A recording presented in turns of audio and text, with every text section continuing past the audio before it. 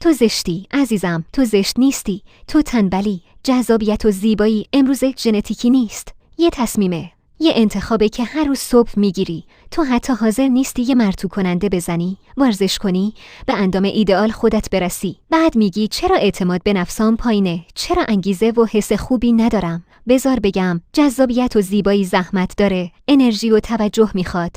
تو باید برای خودت مهم باشی، برای خودت، برای اون لحظه‌ای که توی آینه نگاه میکنی و میگی من ارزش دارم. جذابیت و زیبایی یعنی احترام به خودت، یعنی بگی من انقدر مهمم که برای خودم وقت و انرژی بذارم، یعنی بگی من لایق بهترین ورژن خودمم. وقتی برای خودت وقت میگذاری، پوستت میدرخشه، صدات قوی تر میشه و جذابتر میشی. اعتماد به نفس و انگیزت میره بالا. دنیا شروع میکنه به احترام گذاشتن به تو، چون تو اول به خودت احترام گذاشتی. پس از امروز یه تصمیم بگیر، جذاب و زیبا باشی، برای عشق به خودت، برای اون کسی که در وجودت منتظر دیده شدنه. زیبایی و جذابیت یه انتخابه. الان آماده ای انتخابش کنی؟